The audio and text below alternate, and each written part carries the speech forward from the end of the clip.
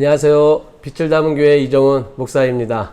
오늘 하루도 우리에게 주실 말씀을 통해서 귀한 하나님의 은혜가 또 한 주간 넘치기를 간절히 축복합니다. 먼저 하나님의 말씀 같이. 이스라엘 자손이 여호와의 목전에 악을 행하여 바알들을 섬기며 애굽 땅에서 그들을 인도하여 내신 그들의 조상들의 하나님 여호와를 버리고 다른 신들 곧 그들의 주위에 있는 백성의 신들을 따라 그들에게 절하여 여호와를 진노하시게 하였으되 곧 그들이 여호와를 버리고 바알과 아스타롯을 섬겼으므로 여호와께서 이스라엘에게 진노하사 노략하는 자의 손에 넘겨주사 그들이 노략을 당하게 하시며 또 주위에 있는 모든 대적의 손에 팔아 넘기시매 그들이 다시는 대적을 당하지 못하였으며 그들이 어디로 가든지 여호와의 손이 그들에게 재앙을 내리시니 곧 여호와께서 말씀하신 것과 같고 여호와께서 그들에게 맹세하신 것과 같아서 그들의 괴로움이 심하였더라.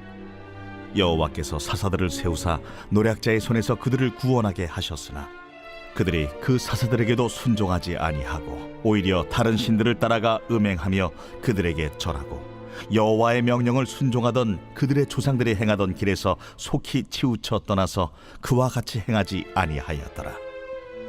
여호와께서 그들을 위하여 사사들을 세우실 때에는 그 사사와 함께 하셨고 그 사사가 사는 날 동안에는 여호와께서 그들을 대적의 손에서 구원하셨으니 이는 그들이 대적에게 압박과 괴롭게 함을 받아 슬피 부르짖음으로 여호와께서 뜻을 돌이키셨음이거늘 그 사사가 죽은 후에는 그들이 돌이켜 그들의 조상들보다 더욱 타락하여 다른 신들을 따라 섬기며 그들에게 절하고 그들의 행위와 패역한 길을 그치지 아니하였으므로 여호와께서 이스라엘에게 진노하여 이르시되 이 백성이 내가 그들의 조상들에게 명령한 언약을 어기고 나의 목소리를 순종하지 아니하였은즉 나도 여호수아가 죽을 때에 남겨둔 이방 민족들을 다시는 그들 앞에서 하나도 쫓아내지 아니하리니 이는 이스라엘이 그들의 조상들이 지킨 것 같이 나 여호와의 도를 지켜 행하나 아니하나 그들을 시험하려 함이라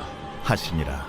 여호와께서 그 이방 민족들을 머물러 두사 그들을 속히 쫓아내지 아니하셨으며 여호수아의 손에 넘겨주지 아니하셨더라. 오늘 말씀은 사사기 2장 11절에서 23절 말씀까지 우리가 보았는데요. 제목을 신앙의 루틴을 가져라 라는 제목으로 우리 하나님 말씀 같이 한번 듣겠습니다. 루틴이라는 뜻은요, 그런 겁니다. 규칙적으로 실행을 하는 자신만의 방법과 순서를 이루는 말로 아침에 일어나서 운동을 하고 그 다음에 샤워를 하고 난 다음 밥을 먹고 강아지에게 밥을 주고 물을 한 잔 마신다거나 이런 일상에서의 반복적인 습관을 루틴이라고 하거든요. 우리 지금 2020 동계올림픽 진행하고 있잖아요. 운동 경기를 보다 보면 그런 각 운동의 루틴들을 볼 수 있습니다. 야구도 그렇고 배구도 그렇고 골프도 그렇고요. 특별히 그 야구 선수들이 그 타석에 들어가기 전에 하는 행동들을 보면 어떤 사람은 스윙을 여러 번 한다든지 어떤 사람은 타석에 서서 그 다음에 신발을 배트로 한번 친다든지 그런 행동들 꼭 하는 사람들이 있습니다. 또한 배구 같은 경우는 서브를 넣기 전에 공을 그 자리에서 몇 번 계속 이렇게 만진다든지 어떤 선수들은 볼에다가 입을 맞추는 그런 선수들도 있습니다. 그런 행동들을 행동하기 전에 늘 하는 거죠. 그런 루틴을, 습관적인 루틴을 가지고 있습니다. 여러분, 우리 신앙에도요, 이런 루틴이 있어야 됩니다. 없으면 만들어야 됩니다. 저 같은 경우는 하루의 루틴이 새벽 기도를 마친 후에 집에 와서 그 다음날 새벽 묵상 본문을 보고 준비를 합니다. 그리고 오전에는 제가 그 구독하고 있는 유튜브의 강의를 좀 듣고요. 그 다음에 점심 이후에는 교회에서 설교 말씀을 준비하고 이런 패턴을 매일 똑같이 합니다. 때론 이것이 지루하게 보일 수도 있어요.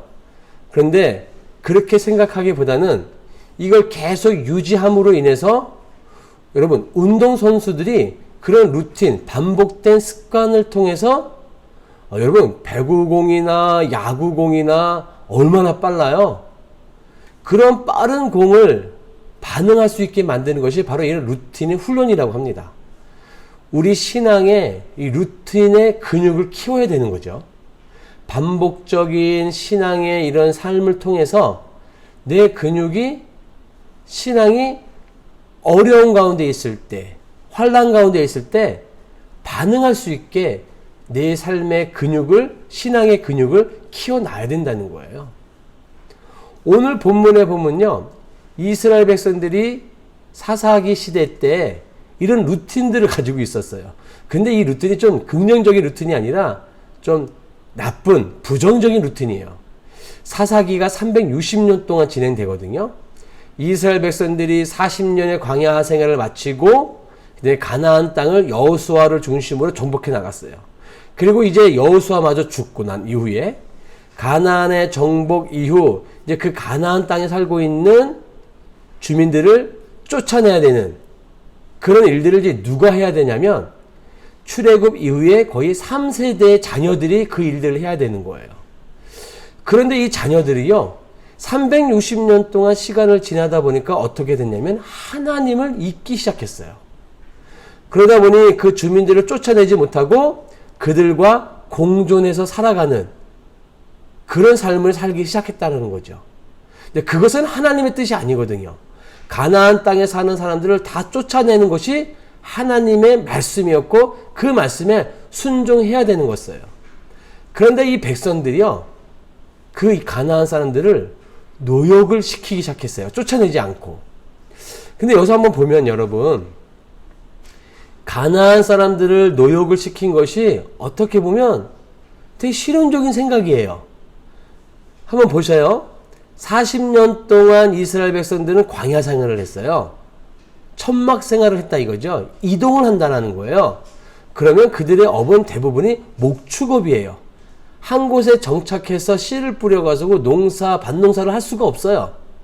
목축업을 40년 동안 하던 백성들이 가나안 땅에 들어왔더니 거긴 뭐예요? 이제 목축업이 아니라 밭농사를 하는 정착된 삶을, 농사를 짓는 그런 삶이 되어 있는 거예요.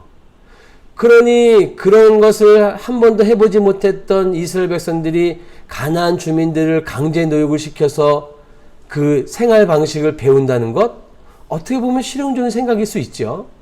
근데 여러분, 이 실용적인 생각이 가장 위험한 생각이에요. 하나님의 일에 순종함에 있어서 이것보다 위험한 게 없어요. 왜요? 현실적으로 봤을 때는 그렇게 하는 게 맞는 것 같거든요. 근데 하나님의 말씀에 그건 하지 말라 그랬어요. 그러면 우리는요, 뒤도 바라보지 않고 하지 말아야 돼요. 왜? 하나님의 말씀이니까. 근데 현실과 타협하고 현실에 맞게 생활하다 보니까 어떻게 되는 거예요? 하나님을 점점점 멀리하고 무시하게 되는 거예요. 이게 제3세대 자녀들이 한 행동인 거예요. 그러니까 하나님을 알지 못하는 자녀들이 그렇게 행동한다는 것, 어떻게 보면 너무 자연스러울 수도 있죠. 우리가 여기서 한 가지 중요한 메시지를 얻어야 돼요. 신앙이라는 것은 여러분, 흘려보내야 되는 겁니다. 여러분, 돈도 흐름이 있는 거 아시죠? 그걸 경제라고 하죠. 흐르는 물도요, 높고 낮음에 흐름이 있어요. 흐르지 않으면 어떻게 돼요? 썩어요. 경제가 흐르지 않으면 어떻게 해요? 썩어요. 신앙도 마찬가지예요. 내가 가지고 있는 신앙이요, 흘러가야 돼요. 누구에게요? 내 직장 동료들에게 흘러가야 돼요. 내 친척들에게 흘러가야 되고요. 내 자녀들에게 흘려보내야 돼요. 신앙을. 그래야지만이 죽지 않아요. 근데 이스라엘 백성들은요, 그 신앙이 흐르지 않았어요. 하나님을 알지 못하는 자녀들이 나왔다는 걸로 봐서는 그런 신앙이 계속 가문으로 이어지지 못했다는 거죠. 자, 오늘 본문에 보면 이 사사기에 루틴이 있어요. 처음에 이스라엘 백성들이요, 죄를 짓습니다. 하나님을 배신하죠. 그러면 하나님은 이방 민족을 들어서 이스라엘 백성들을 공격을 합니다. 전쟁을 일으키시는 거죠.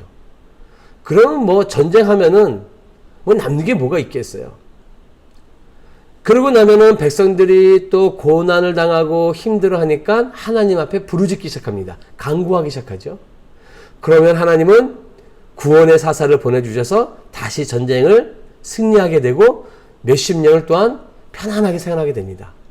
근데 그 시간을 또 보내다 보면 하나님을 망각하게 되고 또 죄를 짓게 되는 거죠.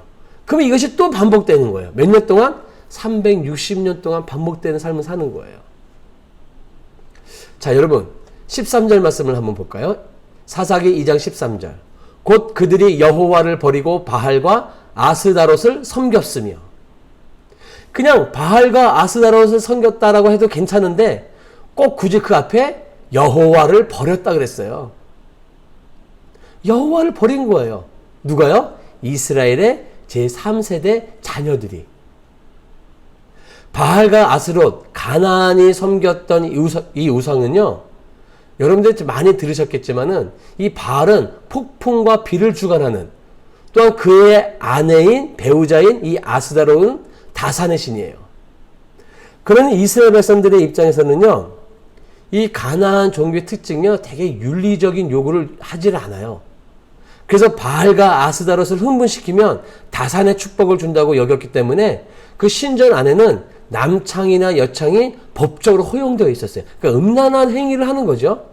거기에 빠져들어가는 거예요. 더욱이 제사 의식의 절차가 간단했어요. 광야 생활에서 이스라엘 백성들은 율법과 그 성막의 그 순서들 얼마나 복잡해요. 근데 이 가나안의 종교는요, 단순한 거예요. 그러니 혹할 수밖에 없는 거죠. 자, 14절을 보세요. 여호와께서 이스라엘에게 진노하사 노략하는 자의 손에 넘겨주사 그들이 노략을 당하게 하시며 또 주위에 있는 모든 대적의 손에 팔아 넘기심에 그들이 다시는 대적을 당하지 못하니라. 하나님을 버리니까 하나님이 이웃의 나라를 들어서 뭐 하시는 거예요? 치시는 거예요. 그것조차도 하나님이 하시는 거예요. 그러니까 이런 거를 보면은 하나서부터 열까지는 다 뭐 하시는 거예요? 하나님이 만지고 계시는 거예요. 그러니 하나님 앞에 무릎을 꿇어야 되는 것이 당연한 정답이에요. 근데 그런 삶을 살지 못하고 계속 똑같은 일들을 반복해 나가는 거죠. 하나님 편에 서야 되는 건데. 에피소드 하나로 여러분 남북전쟁, 미국의 남북전쟁 당시에 북부에는 링컨이, 남부에는 로버트 리 장군이 있었어요. 모두 독실한 기독교 신자였어요. 미국의 제16대 대통령 링컨은 백악관의 기도실을 만들 정도로 아주 신실한 믿음의 사람이었고, 남북은 로버트 리 장군도 매일 눈물로 기도하는 기독교인이었어요. 근데 이 남북전쟁 초기 당시에 북부가 남부에 밀리고 있었어요. 계속된 참패 때문에 병사들은 전의를 상실하고 그런 상황에 있었었죠.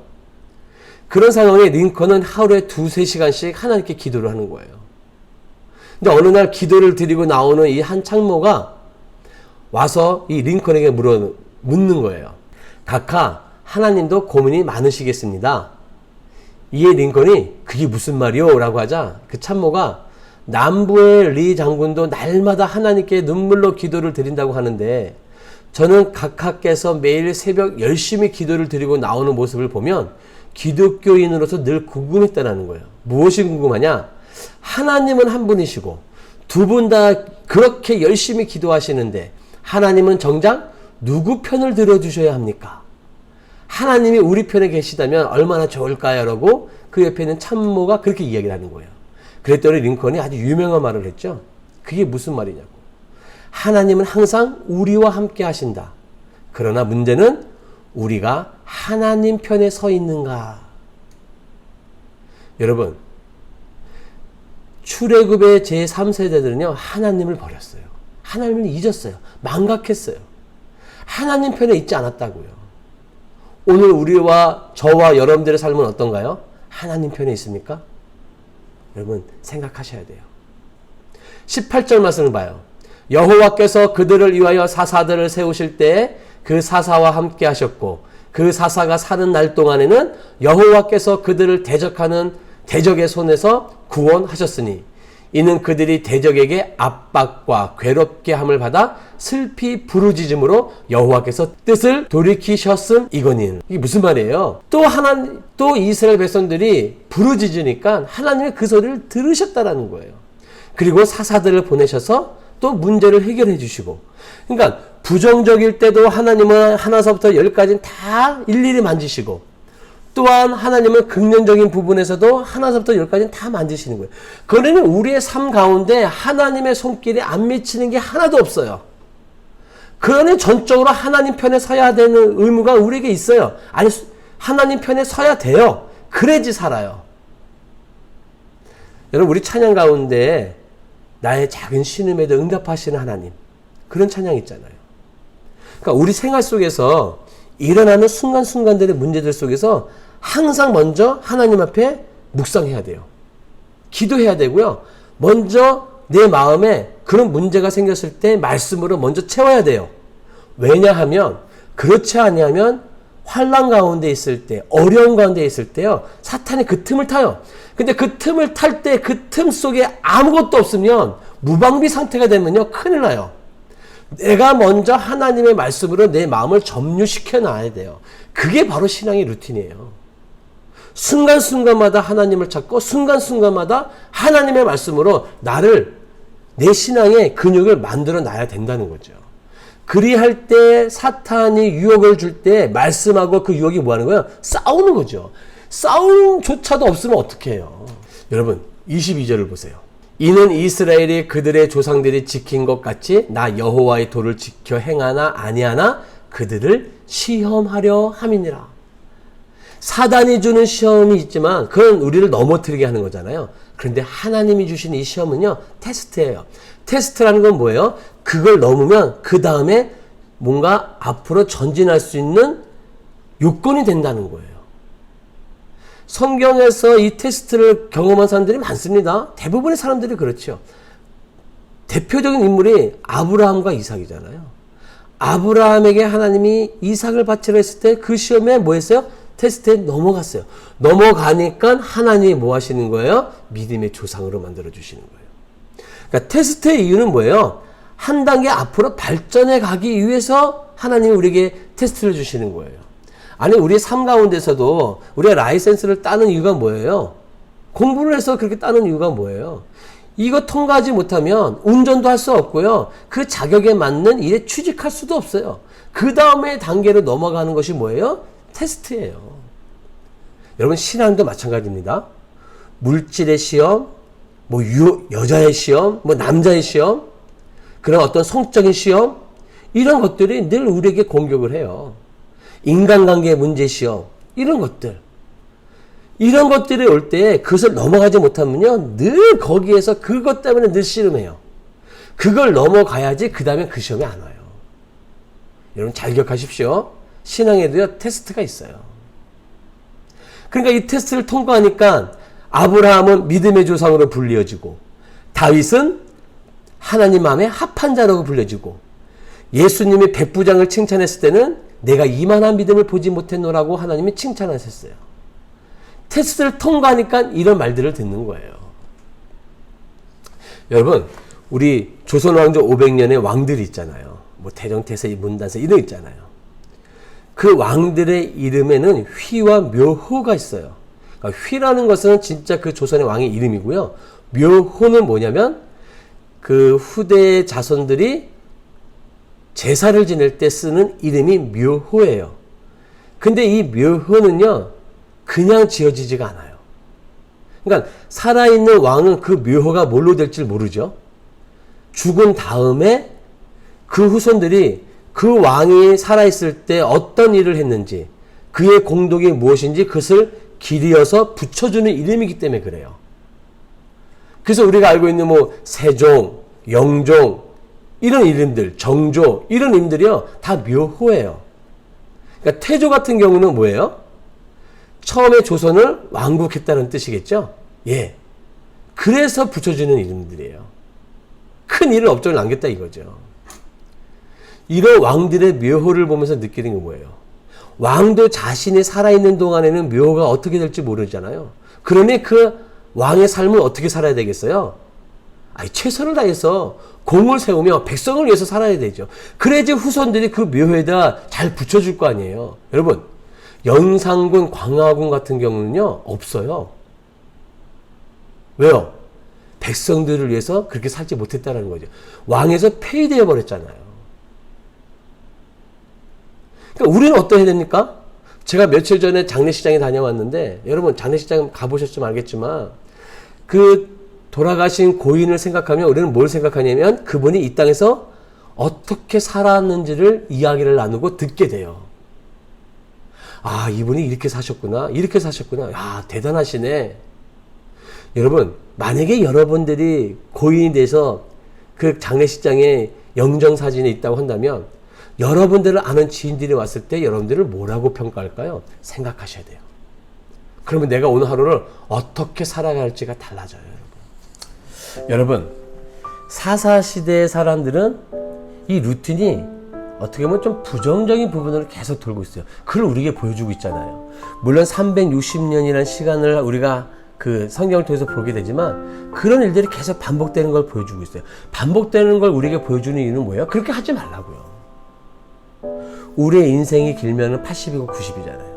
그 80과 90 인생 사이에 우리도 이 사사시대 사람들처럼 죄짓고 회개하고 또 은혜 받고 반복 이런 삶 사시겠어요? 여러분, 늘 반복해서 말씀드리는 거지만 주님은 우리에게 죄짓지 말라 하셨어요. 그럼 아시죠? 가늠한 여인을 돌로 보내주면서 죄짓지 말라 그랬어요. 그 말은 무슨 말이에요? 죄짓지 않을 수 있다라는 거예요. 뭐 할 때? 우리 신앙의 루틴을 만들 때. 우리 신앙에 늘 시간마다 하나님을 생각할 수 있는 루틴을 만들라고요. 이번 한 주 여러분들 그런 루틴을 만드셔서 그것이 계속적으로 지속될 수 있는 신앙이 되길 간절히 축복합니다. 승리하세요.